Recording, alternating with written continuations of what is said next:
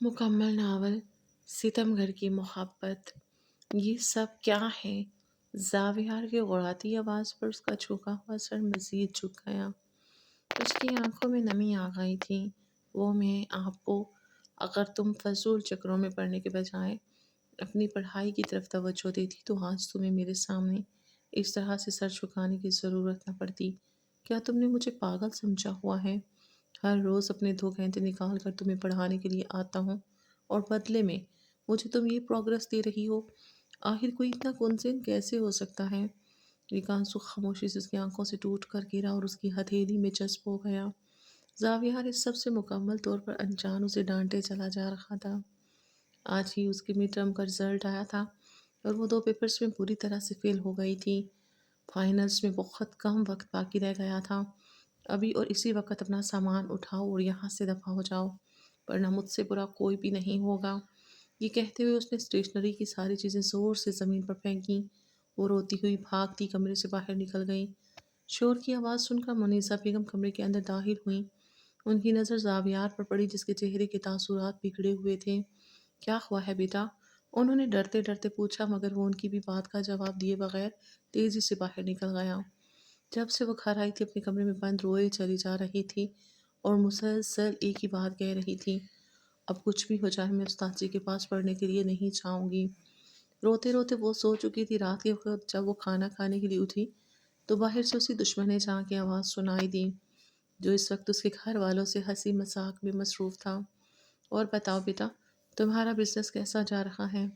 फुरकान साहब ने प्यार से अपने भतीजे से पूछा तो वो मुस्कुराते हुए बोला, बस अंकल, आपकी दुआएं हैं और अल्लाह ताला का शुक्र है, सब कुछ बहुत अच्छा जा रहा है। तो फिर तुम्हारा शादी करने का क्या इरादा है? अब तो तुम्हारी उम्र भी हो चुकी है। उन्होंने ये सवाल उससे किया था, मगर बेसाख्ता अपनी छोटी सी बेटी की तरफ नजरें उठाकर देखी थी, जो इन बातों से मुकम्मल तौर पर अनजान, दिन में होने वाली अपनी इज्जत अफसाई के बारे में सोचकर बुरे बुरे मुंह बना रही थी। अंकल, फ़िलहाल तो मेरा इस शादी का कोई इरादा नहीं है, लेकिन जब थोड़ा-सा टाइम मज़ीद गुज़रेगा तब इस बारे में सोचूँगा। फ़िलहाल मुझे अपने करियर की तरफ तवज्जो देनी है। मेरा सबसे बड़ा ख्वाब है कि मैं एक बहुत बड़ा बिज़नेसमैन बनूँ। इस मुल्क के हर छोटे और बड़े बिज़नेसमैन की ज़ुबान पर सिर्फ़ और सिर्फ़ मेरा ही नाम मौजूद हो। जितने तुम मेहनती हो, मुझे यकीन है कि तुम एक बहुत बड़े बिज़नेसमैन बनोगे। ये कहकर उन्होंने एक नज़र अलीशा पर डाली और मुस्कुराते हुए पूछा, मेरी प्यारी बेटी क्या बनना चाहती हैं? एकदम से सवाल पूछा जाने पर वो बुखला गई थी। वो वहाँ पर आना ही नहीं चाहती थी, लेकिन दादी की घूरी देख कर न चाहते हुए भी आ गई और उनके बीच बैठ गई। ये मोहतरमा पहले अपनी फर्स्ट ईयर तो पास कर ले, उसके बाद सोचेंगी कि इन्होंने क्या करना है, जो अब कहीं और से नहीं बल्कि ज़ावियार की तरफ से आया था। वो न चाहते हुए भी तल्ख हो गया था। हालांकि वो सोच कर आया था कि अपने दिन के रवैये की माफ़ी मांगेगा। वहाँ पर बैठे हुए सब लोगों को कोई ही सांप सूंघ गया। दादी जान ने बात संभाली, अरे मेरी प्यारी बच्ची तो बहुत ही मेहनत से पढ़ती है। वो इस बात को नज़रअंदाज कर रही थी कि जब पढ़ने का वक्त होता है तो वो यहाँ तो बैठकर टीवी देख रही होती थी या फिर कोई ना कोई नई डिश बनाने में मशरूफ़ होती थी।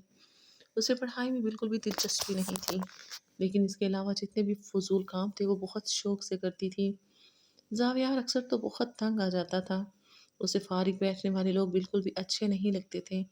वो चाहता था कि इंसान हर वक्त किसी न किसी काम में मसरूफ़ रहे, ताकि उसका ज़हन भटका रहे, क्योंकि वो सोचता था कि खाली दिमाग शैतान का घर होता है। बहुत ही खुशगवार माहौल में खाना खाया गया था, लेकिन सिर्फ वो वाहिद थी जिसके दिल का माहौल उदास था। जब वो कमरे में मौजूद थी तब उसे बहुत भूख लग रही थी, क्योंकि काफ़ी देर होने की वजह से उसे कमज़ोरी का भी एहसास हो गया था। मगर जब से उसने सावियार को देखा था उसकी भूख मर गई थी। मैं तुम्हें ही लेने आया था, थोड़ी ही देर में मेरे साथ चलो, तुम्हें मैथ की प्रैक्टिस करवानी है। दरअसल उसके मिड टर्म्स तो ख़त्म हो गए थे, लेकिन उसके साथ ही दोबारा से टेस्ट शुरू हो गए थे। वो बुखला गई। आपको कैसे पता? उसने नज़रें झुकाकर डरते डरते पूछा, क्योंकि उसने इस बारे में साफियार को नहीं बताया था। शायद आप ये बात भूल रही हैं कि मेरा भाई भी आपकी क्लास में पढ़ता है। उसने कारदार लहजे में कहा तो वो शर्मिंदा सी हो गई। सवाल तो कम से कम उसे सोच समझ कर करना चाहिए था। बेसाख्ता उसने सोचा, मगर अब पछतावे के अलावा और कोई रास्ता नहीं था। वो उसके साथ नहीं जाना चाहती थी, मगर मजबूरी थी। अगर इनकार करती तो अम्मा और दादी बातें सुनाती। क्या तुम मेरे साथ चलोगी या थोड़ी देर बाद आओगी? उसने अपनी ब्लू जीन्स में हाथ डालते हुए रुखदार अंदाज में पूछा। मैं आपकी तरफ बस 15 मिनट में आती हूँ, उसने जवाब दिया और भागती हुई कमरे में चली गई, जबकि वो भी अपने घर की तरफ निकल गया था। यार, इतना अरसा हो गया है हमने बैडमिंटन नहीं खेला। वो कमरे में बैठी बैग में किताबें डाल रही थी कि शहरयार की आवाज़ पर उसने बेसाख्ता चौंक कर उसके चेहरे की तरफ देखा। वो उसकी खाला का बेटा था और कुछ दिन पहले ही उनके घर आया था। दरअसल उसकी छुट्टियां चल रही थी और इन दिनों वो फारिग था। मेरा तो एक बहुत ही ज़रूरी टेस्ट है जिसकी मैंने तैयारी करनी है, उसने जल्दी से सिफाई पेश करते हुए कहा। वो साफ इनकार कर रही थी, लेकिन शहरयार भी अपने नाम का एक था। यार, तुम्हें अपने कज़न के होते हुए किस चीज़ की टेंशन है? तुम मेरे साथ बैडमिंटन खेलो, हम दोनों रात के वक्त बैठ कर पढ़ भी लेंगे, इंजॉय भी कर लेंगे और तुम्हारा टेस्ट भी तैयार हो जाएगा। क्या ऐसा हो सकता है? उसने बेयकीनी से पूछा। बिल्कुल ऐसा हो सकता है। क्या तुमने मुझे नालायक समझा हुआ है? मत भूलो कि मैं यूनिवर्सिटी का स्टूडेंट हूँ और अपनी क्लास का टॉपर हूँ, उसने फ़ख्र से अपने कॉलर खड़े करते हुए कहा। उसने किताबें वहीं पर फेंकी और बैडमिंटन उठाने के लिए स्टोर रूम की तरफ बढ़ गई। थोड़ी सी देर में इस घर में ऊधम मची हुई थी। दादी चाह ने जब अपनी पोती को बाहर अपनी कज़न के साथ उछल कूद करते हुए देखा तो उनके माथे पर बल पड़ गए। उन्होंने उसे गुस्से से अपने पास बुलाया, मगर अब वो कहाँ किसी के काबू में आने वाली थी। फ़ोज़िया, देख रही हो तुम अपनी बेटी का हाल? उन्होंने गुस्से से अपनी बहू को छाड़ते हुए कहा तो वो मुस्कुराते हुए कहने लगी, क्यों परेशान करते हैं उसे अम्मा जान? यही खेलने कूदने की उम्र होती है। तुम भूल रही हो कि वो एक जवान लड़की है और जहाँ तक तुम्हारे भांजे का सवाल है तो मुझे उस पर बिल्कुल भी यकीन नहीं है। सिर्फ़ और सिर्फ़ तुम्हारी वजह से यहाँ पर बर्दाश्त करती हूँ। अम्मी, अब आप ज़्यादती कर रही हैं।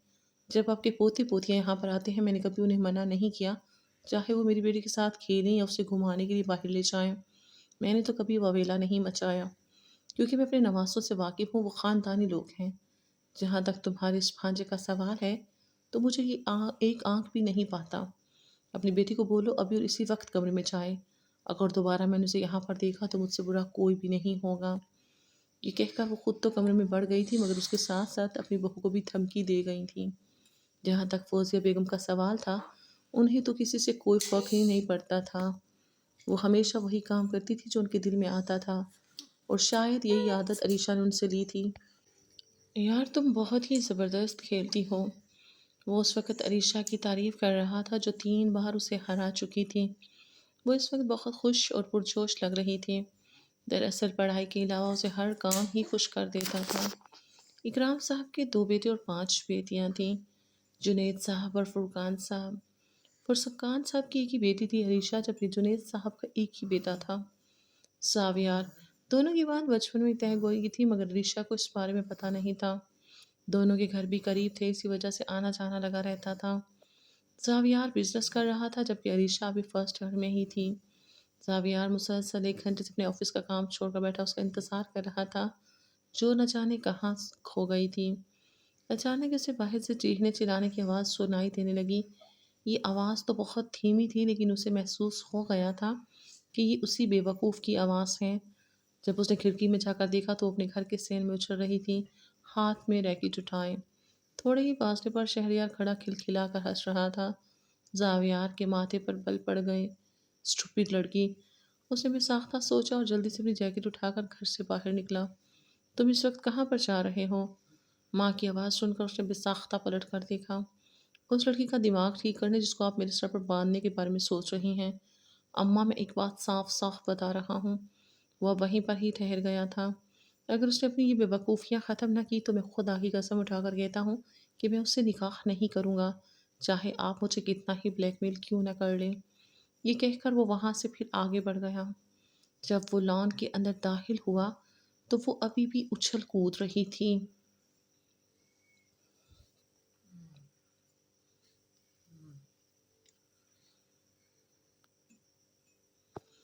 और शहरयार को चिढ़ा रही थी जैसे कोई छोटी सी बच्ची हो।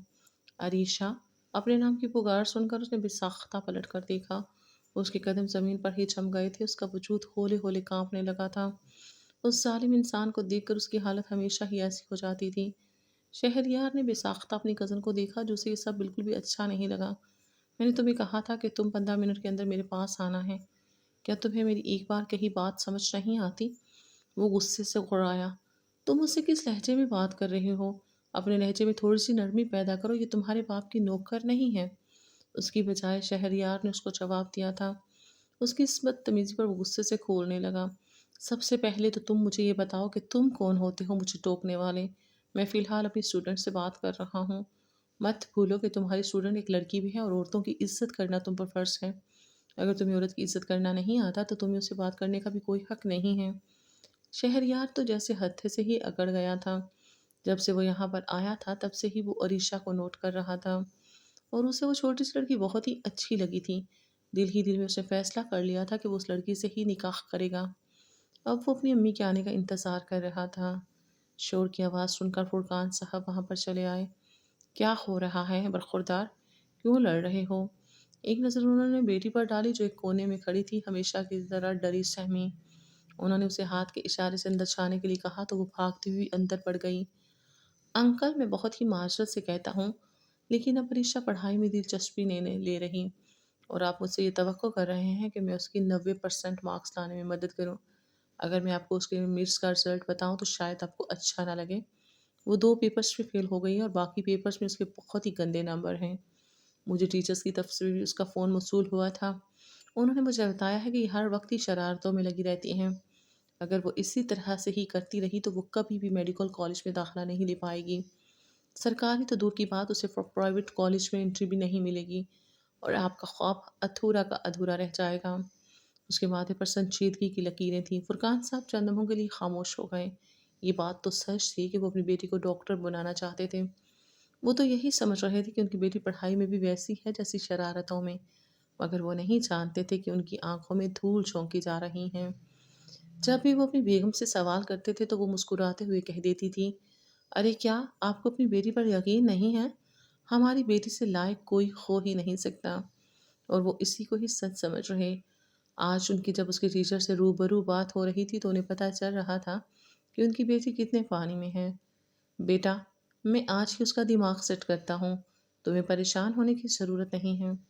اب تم اسے کبھی بھی نان سیریس نہیں دیکھو گے۔ مجھے بھی یہی امید ہے انکل جان۔ میں چاہتا ہوں کہ آپ خواب پایا تکمیل تک پہنچ جائیں، لیکن اس کے لیے آپ کو بھی تھوڑی سی محنت کرنے کی ضرورت ہوگی۔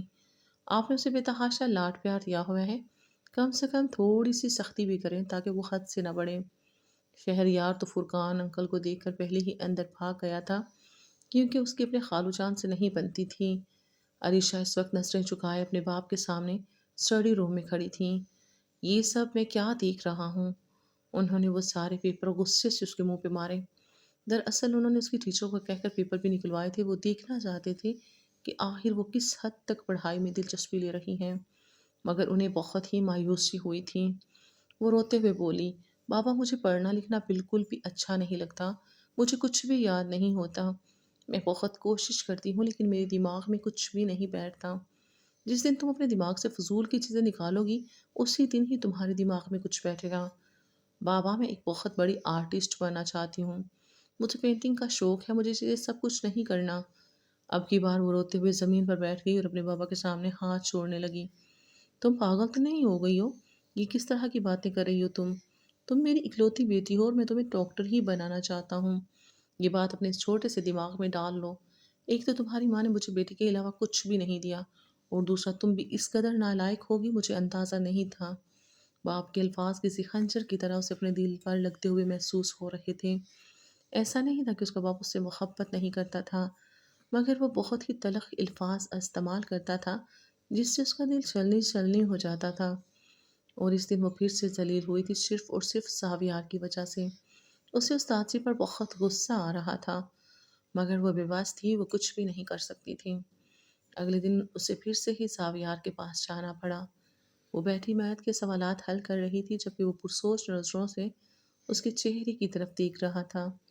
بلا شبہ عریشہ بہت خوبصورت تھی۔ لائٹ پنک کلر کی قمیص شلوار میں کریپ کا ہلکا سا دوپٹہ سر پر ٹکائے وہ بہت پیاری لگ رہی تھی۔ اس کی لمبی پلکیں بار بار ہل رہی تھیں، چہرے پر تفکر پھیلا ہوا تھا۔ کیا ہوا ہے؟ سوال حل نہیں ہو رہا کیا؟ اس کے نرم لہجے پر اس نے بساختہ نظریں اٹھا کر دیکھا۔ وہ بہت کم ہی اس سے نرمی سے بات کرتا تھا۔ اب اس طرح سے آنکھیں پھاڑے کیوں دیکھ رہی ہو؟ نہیں وہ میں، میرے سامنے بات کرتے ہوئے تمہاری زبان کیوں ہکلا جاتی ہے؟ کل شہریار کے سامنے تو بہت اچھے سے چلا چلا کر بول رہی تھی۔ نہ چاہتے ہوئے بھی شکوہ اس کے لبوں پر آ گیا تھا، کیونکہ وہ آپ کی طرح خڑوس نہیں ہے۔ بساختہ اس کے لبوں سے نکلا، اس نے جلدی سے اپنے ہونٹوں پر زبان رکھ لی، مگر اب تیر کمان سے نکل چکا تھا۔ تو پھر اسی کے پاس ہی جا کر پڑھنا شروع کر دو، اگر وہ خڑوس نہیں ہے تو۔ کیا ایسا ہو سکتا ہے؟ اس نے چہکتے ہوئے پوچھا۔ آرام سے یہاں پر بیٹھی رہو، یہاں سے 1 انچ بھی ہلی تو ٹانگیں توڑ دوں گا۔ دھمکیاں دینے کے علاوہ آپ کر ہی کیا سکتے ہیں؟ وہ پھر سے منہ ہی منہ میں بڑبڑانے لگی۔ دیکھو، یا تو کھل کر بات کیا کرو یا پھر اپنے دل میں ہی دبا لیا کرو۔ تمہاری یہ بڑبڑاہٹ مجھے صاف سنائی دیتی ہے، میں بہرا نہیں ہوں، اور اگر اب تم نے مجھے کچھ بھی کہا تو میں تمہارے بابا کو شکایت لگا دوں گا۔ نہیں بریش، بابا کو کچھ مت بتائیے گا۔ وہ اپنے چھوٹے چھوٹے ہاتھ اس کے سامنے چھوڑنے لگی۔ کیا کر رہی ہو؟ پاگل تو نہیں ہو گئی؟ اس پر وہ شرمندہ ہو گئی، نظر جھکا کر بیٹھ گئی۔ زاویار آج اس کی ذات میں ایک تبدیلی محسوس کر رہا تھا۔ آج وہ پہلے کی طرح چہک نہیں رہی تھی، بلکہ آج تو اس کی آنکھوں میں اداسی بھی پھیلی ہوئی تھی۔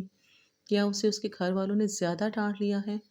اس نے بے ساختہ سوچا۔ اس کا دل تو دکھا تھا، مگر یہ سب عریشہ کی بہتری کے لیے تھا۔ کل تمہاری اپنے بابا جان سے کیا بات ہوئی تھی؟ اس نے بے ساختہ پوچھا۔ عریشہ نے جھکے ہوئے سر کے ساتھ جواب دیا۔ آپ جو کچھ بھی انہیں کہہ کر گئے تھے وہ سب کچھ انہیں تلخ الفاظ کے ساتھ مجھے سنا دیا ہے۔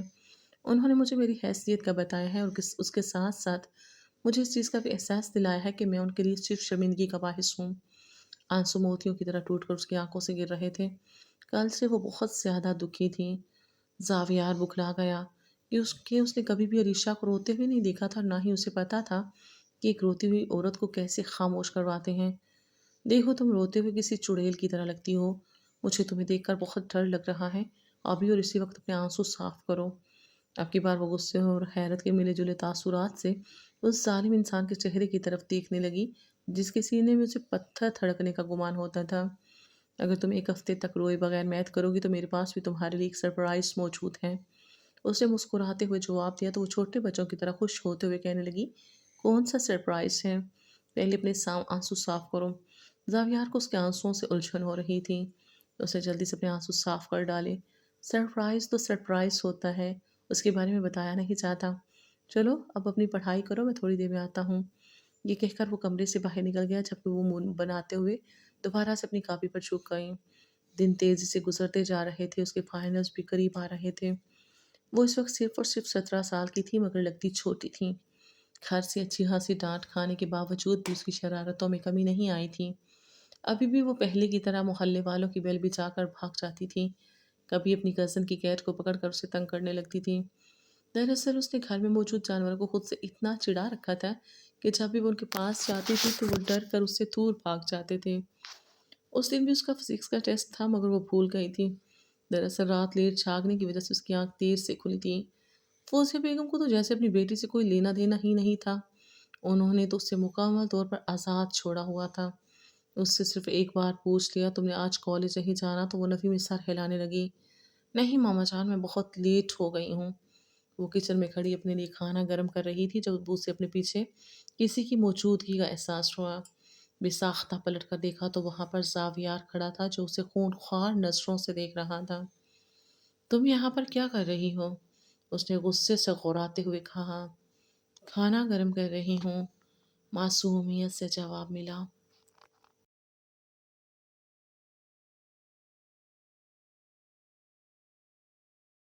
تمہارا آج فزکس کا ٹیسٹ تھا، وہ کیسا گیا؟ اس کے اس سوال پر عریشہ کے ذہن میں جھماکا ہوا، وہ ہکلانے لگی۔ الفاظ اس کے منہ سے نکلنے کے لیے تیار ہی نہیں ہو رہے تھے۔ لڑکی، کیا تم نے مجھے پاگل سمجھا ہوا ہے؟ آپ کی بار اس نے چلاتے ہوئے کہا۔ میں اپنے سارے کام چھوڑ کر تمہیں 5 5 گھنٹے بیٹھ کر پڑھاتا ہوں، اور تم میری محنت کو اس طرح سے ضائع کرتی ہو؟ کم سے کم تمہیں ذرا احساس تو ہونا چاہیے، لیکن لگتا ہے تم ہر طرح کے جذبے سے بالکل عاری ہو۔ آج کے بعد تمہیں میرے پاس آنے کی ضرورت نہیں ہے، کیونکہ میں کوئی بیوقوف انسان نہیں ہوں جو اپنی ساری محنت تم پر ضائع کروں گا۔ میں آج کے بعد تمہیں کچھ بھی نہیں پڑھاؤں گا۔ یہ کہہ کر وہ وہاں سے جا چکا تھا۔ وہ خوش بھی ہو رہی تھی، لیکن دل ہی دل میں گھبرا بھی رہی تھی۔ جہاں تک شہریار کا سوال تھا تو اس نے اب ان کے گھر میں ہی رہنا شروع کر دیا تھا، کیونکہ اس نے یہاں پر ہی موجود یونیورسٹی میں اپنا ٹرانسفر کروا دیا تھا۔ پیپرز کی تیاری اس نے شہریار کے ساتھ مل کر ہی کی تھی۔ وہ نہ صرف اسے ایک ایک چیز سمجھاتا تھا، بلکہ اس پر غصہ بھی نہیں کرتا تھا۔ اس کا خیال بھی رکھتا تھا۔ اس کے ساتھ پڑھتے ہوئے عریشہ کو بہت مزہ آ رہا تھا۔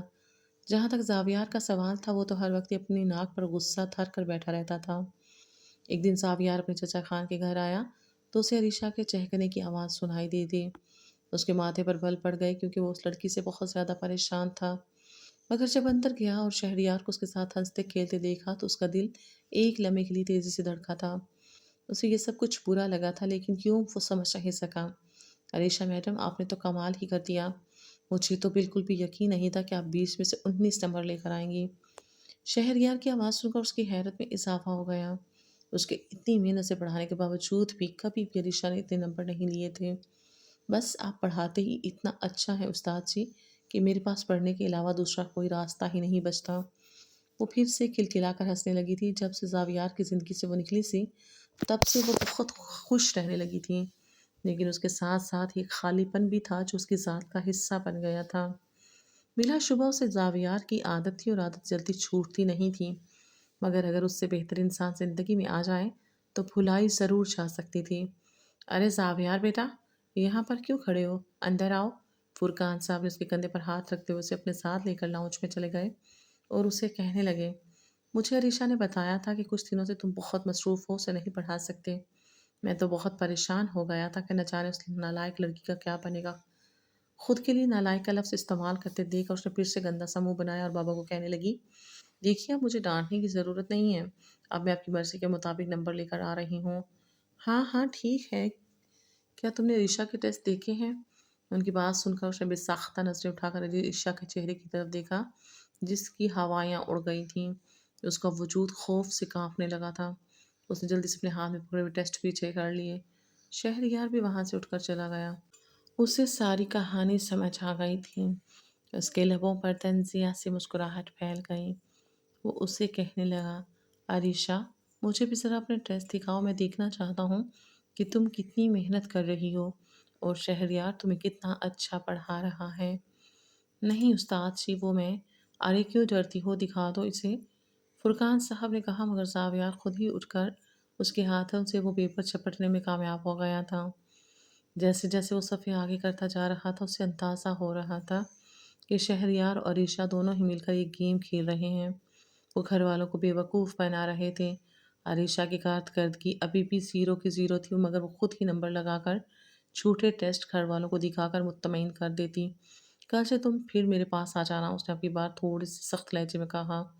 اس بیچاری کے برے دن پھر سے شروع ہو گئے تھے۔ دوسری طرف اچانک ہی فرقان صاحب کی طبیعت بہت زیادہ خراب ہو گئی تھی۔ وہ بستر سے لگ گئے تھے۔ وہ اتنے بے بس تھے کہ خود سے اٹھ بھی نہیں سکتے تھے، چلنا پھرنا تو بہت ہی دور کی بات ہے۔ انہیں لگ رہا تھا کہ ان کی موت کا وقت قریب آ گیا ہے۔ ہر وقت ہی وہ روتے رہتے تھے اور پریشان رہتے تھے۔ سب سے زیادہ فکر انہیں اپنی بیٹی کی تھی۔ ایک دن انہوں نے اپنے بھائی جنید کو اپنے پاس بلایا اور ان کا ہاتھ پکڑتے ہوئے روتے ہوئے بولے، میرے بھائی، مجھ پر ایک احسان کر دو، میری بیٹی کو اپنے گھر پہ آ کر لے جاؤ، اسے اپنے گھر کی بہو بنا لو۔ ارے بھائی جان، یہ تو آپ کا ہم پر احسان ہوگا کہ آپ نے ہمیں اس قابل سمجھا کہ وہ پیاری سی پھول جیسی بیٹی ہمارے حوالے کر رہے ہیں۔ میں جانتا ہوں کہ زاویار اسے کچھ زیادہ پسند نہیں کرتا، مگر وہ سمجھدار ہے، وہ میری بیٹی کو سمجھ لے گا۔ زاویار کیا، بالکل بھی فکر مت کریں، وہ اپنے ماں باپ کے فیصلے کے خلاف کبھی نہیں جائے گا۔ اور جہاں تک عریشہ کے نکاح کا سوال ہے تو میں کچھ ہی دن تک اس کے نکاح کا بندوبست کرتا ہوں۔ نہیں میرے بھائی، کچھ دن نہیں، مجھے لگتا ہے کہ میرے پاس زیادہ وقت نہیں ہے۔ تم جتنا جلدی ہو سکے ان دونوں کا نکاح کروا دو، میں اپنی بیٹی کا گھر بستے ہوئے دیکھنا چاہتا ہوں۔ جی ٹھیک ہے، ایسا ہی ہوگا۔ ان دونوں کا سادگی سے نکاح کر دیا گیا تھا، لیکن ابھی تک رخصتی نہیں ہوئی تھی۔ فرقان صاحب کی طبیعت ٹھیک ہونے کے بجائے مزید بگڑنے لگی تو 1 مہینے کے بعد ان دونوں کی رخصتی بھی کر دی گئی۔ وہ اس وقت دلہن کے روپ میں کمرے میں بیٹھی زاویار کے آنے کا انتظار کر رہی تھی۔ اس کی سہیلیوں نے اسے بہت ساری باتیں سمجھا کر بھیجا تھا۔ سوچ سوچ کر اس کے دل میں گدگدی ہو رہی تھی۔ کمرے کا دروازہ کھلا تو وہ اپنا سر چکا کر بیٹھ گئی۔ زاویار نے ایک نظر اس پر ڈالی جو آسمان سے اتری ہوئی کوئی پری معلوم ہو رہی تھی اور جو کسی کا بھی ایمان ڈگمگانے کی حیثیت رکھتی تھی۔ اس نے اپنے اندر ابھرتے ہوئے جذبات کو بڑی مشکل سے قابو میں رکھا۔ تمہاری بکس کہاں پر ہیں؟ ہیں؟ وہ ہونکوں کی طرح اس کا چہرہ دیکھنے لگی جو اس وقت شیروانی میں موجود نہیں تھا، بلکہ اس نے بلو کلر کی جینس کے اوپر وائٹ کلر کی شرٹ پہن رکھی تھی جس سے اس کے مضبوط بازو نمایاں ہو رہے تھے۔ मैं पूछ रहा हूँ, तुम्हारी बुक्स कहाँ हैं? क्या तुम वो अपने साथ लाई हो? जी उस्ताद जी, मैं लाई हूँ। मैं तुम्हारा उस्ताद जी नहीं हूँ। भाई यार, वो बुखला गई। उसे समझ नहीं आ रहा था कि वो उसे क्या कहकर मुखातिब करे। या तो वो उसे भाई साहब कहती थी या फिर उस्ताद जी कहती थी। तुम क्यों हमारा निकाह मकरू करवाना चाहती हो? जल्दी से जाओ और किताबें लेकर आओ। मगर वो तो नीचे बैग में पड़ी हुई हैं। इस होलिये में नीचे जाऊंगी तो सब अजीब समझेंगे। उसने जैसे उज़र दिया। मुझे बताओ वो कहाँ पर है? मैं खुद ही उठा लाता हूँ। वो तो जैसे उसका कोई भी बहाना मानने के लिए तैयार ही नहीं था। मगर आज हमारी शादी हुई है, तो शादी के दिन तो हमें। बात करते करते वो फिर खामोश हो गई। वो हद से ज़्यादा कंफ्यूज हो गई थी। उसका चेहरा शर्म की वजह से लाल हो गया था। ज़ावियार पहली बार उसका ये रूप देख रहा था। उसे अब मज़ा आने लगा। हाँ, तुम क्या बोल रही थी? शादी की रात हम क्या करते हैं? नहीं, मैंने ऐसा कुछ भी नहीं कहा। वो फिर से चिल्लाती हुई बोली, मगर तुम्हारा बात करने का अंदाज तो ऐसा ही था। वो छोटे छोटे कदम उठाता उसकी तरफ बढ़ रहा था, जबकि वो पीछे की तरफ बढ़ती जा रही थी। उसने बेड की साइड से टेक लगा ली और आंखें खौफ से बंद कर ली। उसके होंठ काँप रहे थे और पलकें भी लरस रही थीं। वो उसके कानों में झुकता हुआ सरगोशी करते हुए बोला, मोहतरमा, सबसे अहम आपकी पढ़ाई है। ये निकाह आपके बाबा जान की वजह से हुआ है। अभी आप कम उम्र है, मैं आप पर किसी भी किस्म का जुल्म नहीं करना चाहता। जब आप 18 साल की हो जाएंगी तब हम इस बारे में सोचेंगे। फ़िलहाल मैं आपकी किताबें लाता हूँ, कल आपका टेस्ट है, उसकी तैयारी करवानी है। ये कहकर वो वहाँ से जा चुका था, जबकि वो गुस्से से उस इंसान की पुश्त की तरफ देख रही थी। या अल्लाह, मुझे सब्र अज़ीम अता फरमा। उसने दिल ही दिल में सोचा। पता नहीं कैसे इस इंसान के साथ मेरी ज़िंदगी गुजरेगी। बाबा जान ने भी मुझ पर जुल्म किया है। वो अपना सर दोनों हाथों में गिरा कर बैठ गई। थोड़ी ही देर के बाद जब वो दोबारा से वापस आया तो उसी हुलिये में ही पाया। तुम क्यों मेरा ईमान डगमगाने की कोशिशों में लगी हुई हो? जल्दी से जाओ और कपड़े चेंज करके आओ। वो दो टोक अंदाज में बोला तो वो भागती हुई वॉशरूम में घुस गई। मेरे कपड़े भी नीचे पड़े हुए हैं, क्या आप नीचे से मेरे कपड़े ला सकते हैं? उसने जैसे फरियाद की थी। मेरी ही कोई शर्ट या पैंट निकाल लो। अगर वो यहाँ पर नहीं पड़ी हुई, अंदर से उसकी रोती हुई आवाज़ सुनाई दी। एक तो तुम हर बात में रोना शुरू कर देती हो। सावियार ने अपनी पुरानी जीन्स और शर्ट उसके हवाले की थी। जब वो पहन कर बाहर निकली तो वो उसे बेसाख्ता इस पर प्यार आ गया। वाइट कलर की लूज शर्ट में फोल्ड की हुई पैंट में वो काफ़ी फ़नी दिखाई दे रही थी। आप हंस क्यों रहे हैं? उसे मुंह बनाते हुए पूछा तो वो जल्दी से संजीदा होते हुए बोला, मैं कहाँ हंस रहा हूँ। चलो आओ इधर बैठो, पढ़ना शुरू करते हैं। वो उसे अपने करीब बिठा चुका था। सावियार को अंदाज़ा हो रहा था कि अपने जज्बात पर काबू पाना किस कदर मुश्किल काम है। एक तो महबूब सामने बैठा हुआ था, लग भी हंसी रहा था, दूसरा वो उसके नाम था। मुझे कुछ भी समझ नहीं आ रहा, मुझे बहुत नींद आ रही है। उसे जमाई लेते हुए कहा। सावियार की घूरी पर जल्दी से अपने होंठों पर उंगली रख ली। अगर तुमने ये ड्रामेबाजियां छोड़ दो और झूठ बोलना बंद कर दो तो मैं कसम उठाकर कहता हूँ, तुम अपनी क्लास में टॉप करोगी। क्या फ़ायदा टॉप करने का? कौन सा मुझे किसी ने कोई इनाम देना है? उसने फिर से कहा, आपने भी मुझसे वादा किया था कि आप मुझे सरप्राइज़ देंगे, लेकिन आप भी भूल गए। आप अगर दोबारा तुम इस टेस्ट में पूरा नंबर लाओगी तो मैं तुम्हारी कही हुई चीज़ तुम्हारे हवाले कर दूंगा। चलो अब बैठ के इन सवालात को देखो। वो उसे समझा रहा था जब अचानक ही उसे महसूस हुआ कि उसके कंधे पे बोझ आ गया हो। नजरें उठाकर देखी तो उसका सर उसके कंधे पर टिका हुआ था और वो छोटे छोटे खराटे ले रही थी। या मेरे अल्लाह, मुझे सब्र अजीम अता फरमा। उसने बहुत ही आहिस्तगी से उसका सर अपने कंधे से हटाया और उसे बिस्तर पर लटाकर उसके ऊपर चादर सेट करने लगा। चचा जान, आपको मुझ पर इतना बड़ा जुल्म नहीं करना चाहिए था। ना तो मैं इस लड़की के करीब जा सकता हूँ और ना ही मुझे ये लग रहा है कि मैं इससे ज़्यादा अरसे तक दूर रह पाऊँगा। वो सिर्फ़ और सिर्फ़ उसके 18 साल के होने का इंतज़ार कर रहा था। वो सोचता था कि अगर इससे पहले वो उसके करीब जाएगा तो वो उस मासूम लड़की पर जुल्म करेगा। और शादी जिन हालात में हुई थी उसमें तो वैसे भी वो उसके करीब जाने से कतरा रहा था। सुबह जब वो सोकर उठी तो वो शीशे के सामने खड़ा अपने बाल सेट कर रहा था। ज़ावियार जी, इतना टाइम हो गया है, आपने मुझे उठाया क्यों नहीं? उसने प्यार से धीमे लहजे में कहा तो ज़ावियार का दिल एक लम्हे के लिए धड़क उठा। बेसाख्ता पलट कर उस हसीन लड़की की तरफ देखा जो उस वक़्त जमाइयाँ ले रही थी। محترمہ میں آپ کو ایک کھینتے سے آوازیں دے رہا ہوں، لیکن آپ لگتا ہے گھوڑے گدھے بیچ کر سوئی تھیں۔ وہ اٹھنے ہی لگی تھی۔ تم نے باہر جا کر کسی کو کچھ بھی نہیں بتانا؟ کیا مطلب اس بات کا؟ وہ نہ سمجھی اس کے چہرے کی طرف دیکھنے لگی۔ مطلب صاف ہے، اگر سب لوگ تم سے پوچھیں کہ رات کو کیا ہوا تھا تو تم کہہ دینا وہی سب ہوا تھا جو ہوتا ہے۔ مطلب میں ان سے جھوٹ بولوں گی؟ اسے حیرت سے آنکھیں پھاڑتے ہوئے کہا۔ آپ نے میرے ساتھ کچھ بھی نہیں کیا۔ یا اللہ، اس لڑکی کو تو ذرا بھی شرم نہیں آتی؟ زاویار نے بے ساختہ سوچا۔ ہاں، کیونکہ وہ تمہاری بہتری کے لیے ہی تھا، مگر اب تم باقی سب لوگوں کو یہی بتاؤ گے کہ ہم دونوں میں سب کچھ ٹھیک ہے۔ خبردار جو کوئی بے وقوفی کی، میں جھوٹ ہرگز بھی نہیں بولتی۔ وہ جان بوجھ کر زاویار کو تنگ کر رہی تھی، اسے مزہ آ رہا تھا۔ دیکھو، میں تمہاری جان لے لوں گا، پہلے آپ مجھ سے یہ وعدہ کریں کہ آج رات آپ مجھے آئس کریم کھلانے کے لیے لے کر جائیں گے۔ اس نے انگلی اٹھا کر اسے دھمکی دینے والے انداز میں کہا تو وہ کچھ لمحوں کے لیے سوچ میں ڈوب گیا۔ ٹھیک ہے، میں تمہیں آئس کریم کھلا دوں گا، لیکن ڈن ہے، ہم دونوں کے درمیان ڈیل ہو گئی ہے۔ آپ روز رات کو مجھے آئس کریم کھلانے کے لیے لے کر جایا کریں گے اور میں سب لوگوں سے جھوٹ بولا کروں گی۔ میں نے روز رات کی بات نہیں کی تھی لڑکی، لیکن میری گناہ گار کانوں نے تو ایسے ہی سنا تھا زاویار جی۔ وہ ہنستی ہوئی اٹھی اور واش روم میں گھس گئی۔ اب زاویار کو اس کی چالاکیوں کا اندازہ ہو رہا تھا۔ وہ جتنی معصوم بنتی تھی اتنی معصوم بالکل بھی نہیں تھی، مگر اس کے ساتھ رہتے ہوئے بھی وہ کافی انجوائے کر رہا تھا۔ جب وہ دونوں نیچے گئے تو سب لوگوں نے بے ساختہ ماشاءاللہ کہا۔ وہ دونوں ایک ساتھ بہت ہی اچھے لگتے تھے۔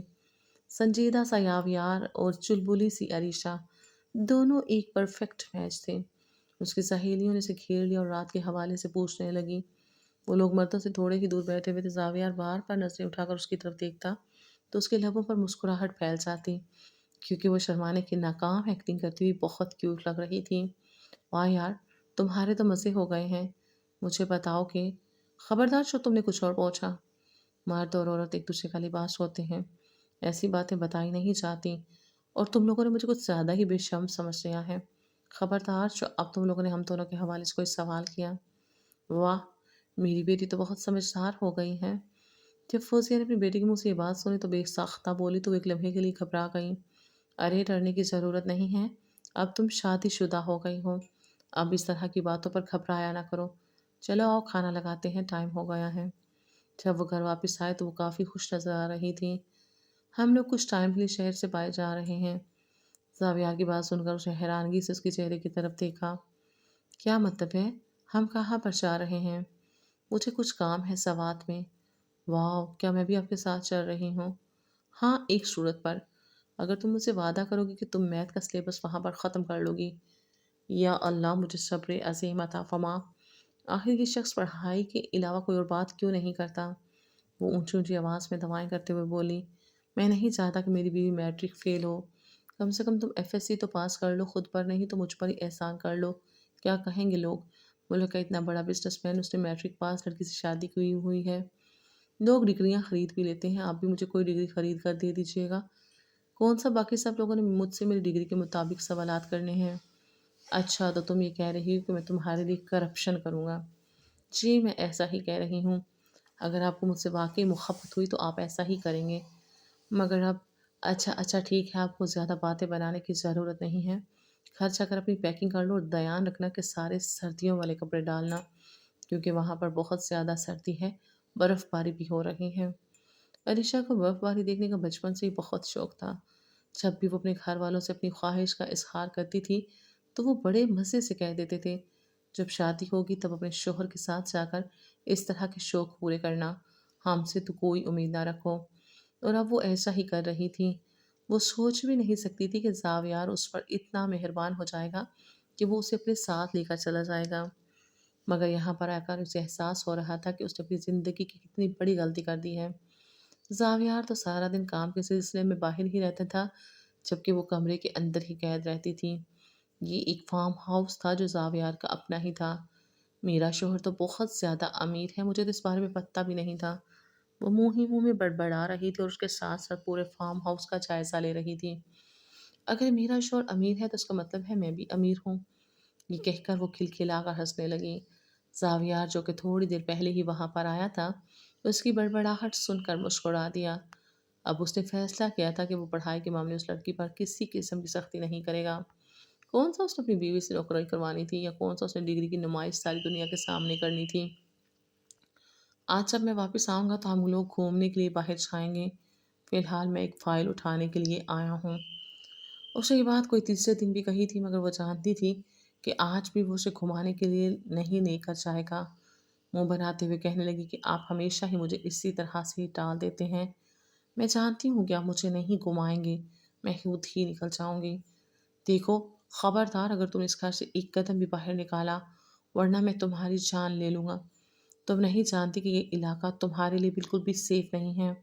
और फार्म हाउस जिस जगह बना हुआ है, थोड़े ही आगे एक बहुत बड़ा जंगल शुरू हो जाता है। उसे धमकी देने के बाद वो वहाँ से जा चुका था।